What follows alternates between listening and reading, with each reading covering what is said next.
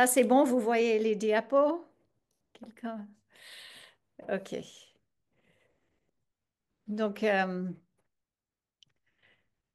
oui, quelqu'un peut juste me dire que c'est bon pour les diapos. J'ai un peu peur pour le côté C'est bon. technique. C'est très Mais bon. c'est bon, merci. OK. Alors, je m'appelle Jana et merci Marjorie pour l'interprétation.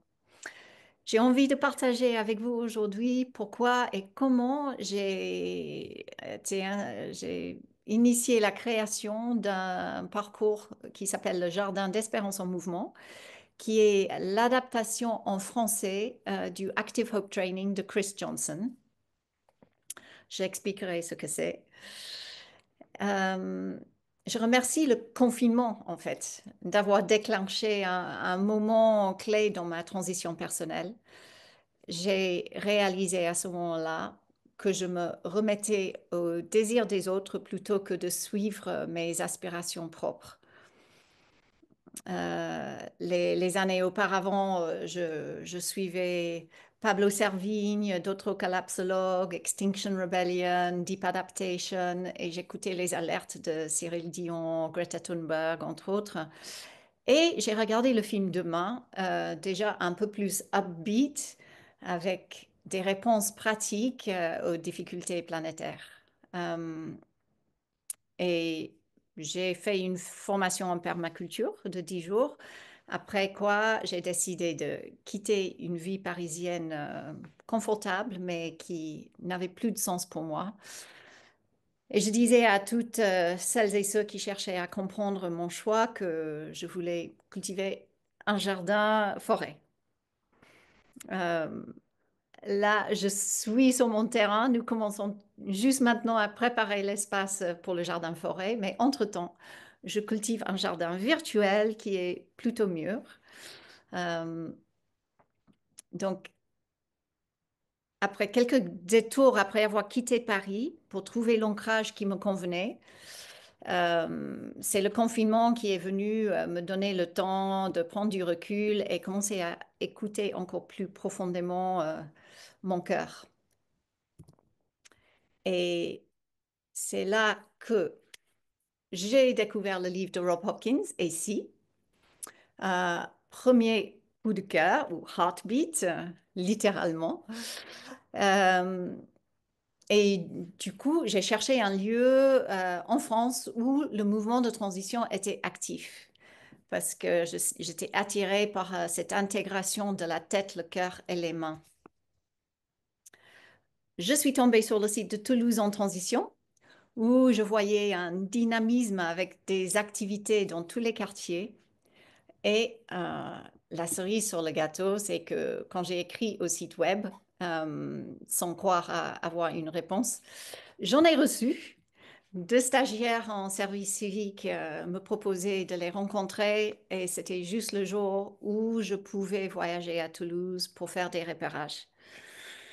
Et donc après cette rencontre, j'ai décidé de déménager et dans 2 semaines, j'y étais. Je découvrais des projets d'énergie locale, de micro-forêts, de bricole-café, de magasins coopératifs, de végétalisation et un beau jour, la transition intérieure, grâce à Marie-Pierre qui est un des piliers de Toulouse en transition. Ah, je ne sais pas pourquoi je peux. Ouais, voilà, parfois ça bloque. J'ai participé au mouvement vers la création du Hub Sud-Ouest France. Et euh, c'est un lieu où toujours je trouve du soutien quand j'en ai besoin. Et c'est surtout grâce à Frederick Gay qui fait circuler les infos importantes dans le hub que j'ai su que cette journée se passait et donc j'ai pu participer. Euh, j'ai fait une formation en ligne sur la transition intérieure avec le réseau Transition belge. Euh, et j'ai aussi ensuite suivi un MOOC français créé par l'Université des Colibris en partenariat avec le réseau belge également. Et c'est dans cette formation de la transition intérieure que j'ai connu le travail qui relie. Et j'ai compris l'importance de formuler clairement mes intentions et me relier à d'autres pour les nourrir. J'ai lu le livre de Joanna Macy et Chris Johnson, L'espérance en mouvement, traduit en français par Claire Carré et sa mère, les fondatrices de l'association Rose dansant, qui propose des formations à l'animation du travail qui relie. Et tout ça, c'était en 2021. Et cette même année, j'ai donc suivi la formation à l'animation, qui était un tournant dans ma vie, deuxième coup de cœur, Heartbeat. Après cette formation, j'ai découvert donc l'Active Hope Training de Chris Johnson. Euh, L'intention de Chris est de rendre le travail qui relie plus accessible à des personnes qui peut-être ne viendraient pas à un atelier en personne, en présentiel, sur plusieurs jours. C'est un parcours très riche qui permet de suivre le processus du travail qui relie, la spirale de ce processus, sur un temps plus long et à son propre rythme. Il nous invite à intégrer des pratiques simples et pertinentes dans notre vie quotidienne à travers une multitude de vidéos et témoignages. Ces ressources nous ouvrent un univers interactif, nous soutenant pour aller à l'encontre de nos espérances. Sur le parcours, j'ai croisé Rob Hopkins à nouveau dans une vidéo. Ici, Chris et lui parlent de ce qui nous soutient quand on agit pour un changement positif. Et cette vidéo est une préparation pour la pratique suivante dans le parcours où il voyage dans le temps comme Rob nous invite à faire dans ses présentations en personne et dans le livre ici. Après avoir terminé ce parcours en ligne que j'ai fait seul, j'ai rejoint un cercle d'espérance en mouvement avec Chris Johnson et Madeleine Young. Et là, on suit le parcours, mais on est guidé. Il y a des sessions en visio pour échanger sur le chemin parcouru, ce qui donne le temps pour une communauté de soutien de se former, car nous faisons des pratiques en binôme entre les participants, en dehors des sessions en groupe. Donc, j'ai enchaîné avec une formation avec Chris et Madeleine à l'animation des cercles. Et là, j'ai ensuite commencé à faire un cercle hybride où les sessions étaient en français, mais nous avions toujours le support en anglais de Chris Johnson. Depuis le deuxième cercle, Marjorie, mon interprète, me rejoint pour les animer et c'est nettement plus créatif et plus fun quand on est à deux. Euh, Ici, sur le flyer, nous avons traduit l'intention de Chris Johnson pour les cercles. 1. Faire face à la réalité. 2. Identifier nos espérances. Et 3. Aller à leur rencontre. Et certaines de mes amies françaises, lors de ma formation au travail qui relie, ont fait cette formation à l'animation des cercles aussi, mais certaines avaient plus de mal à travailler en anglais. J'étais prof d'anglais dans ma vie jusque-là et j'étais particulièrement sensible donc à leur souffrance. Euh, alors, c'était tout naturel que l'espérance que j'ai formulée à la fin de ce parcours, c'était d'adapter le parcours en ligne en français. Ainsi, la grande aventure a commencé.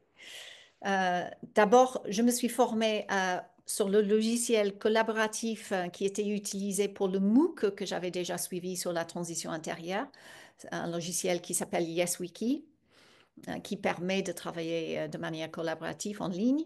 Et j'ai créé un site pour accueillir le parcours en ligne. And Euh, Jana, oui, just 1, 2 more minutes to wrap up. ok, Okay, thank you. thank you. Le site s'appelle Écho de la Terre. Ensuite, j'ai lancé un appel à l'aide pour cette aventure que je devinais conséquente. Les personnes qui avaient suivi les cercles avec nous avaient suffisamment de mal avec le site en anglais comme support qu'elles étaient motivées pour nous aider à adapter tout ça en anglais, en français. Donc, j'ai créé un espace collaboratif en ligne que nous avons appelé notre ruche et j'ai été rejointe par une douzaine d'abeilles ouvrières bénévoles. Et nous avons travaillé avec un cocon de liberté mis en place depuis le départ, proposé avec soin par deux membres de la ruche et élaboré tout ensemble. Comme vous imaginez, sans doute, convenir des dates pour se réunir, c'était compliqué, mais nous avions d'autres canaux de communication non synchronisés et quand nous nous rencontrions, c'était juste une joie. Quelle ambiance bienveillante s'est créée entre nous et juste pour ça, l'expérience valait le coup, même si on n'avait pas terminé pour avoir ce qu'on a maintenant, qui est un an après le jardin. Nous l'ouvrons officiellement aujourd'hui dans cet événement. On est en avance sur notre planning et donc troisième coup de cœur pour moi, troisième heartbeat. Là, en ligne, le parcours qui est gratuit emmène le promeneur à travers une spirale du travail qui relie en douceur et sur la longueur. L'adaptation est fidèle à l'esprit de Chris Johnson, mais avec un French touch indéniable, comme il nous a encouragé de faire.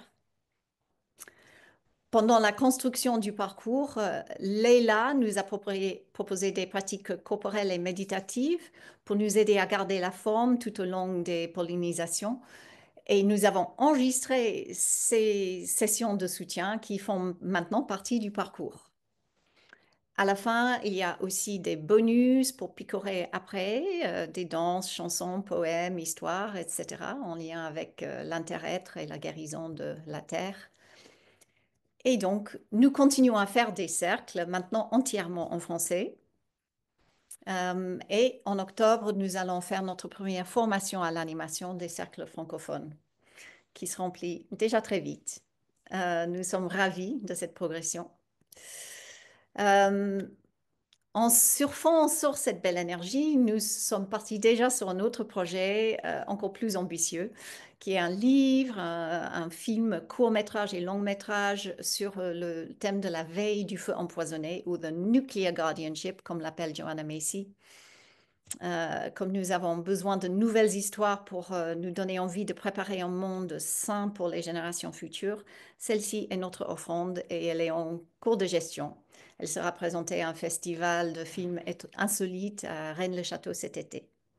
Donc voilà, merci pour votre écoute. Merci Dan pour l'accompagnement, pour le timing.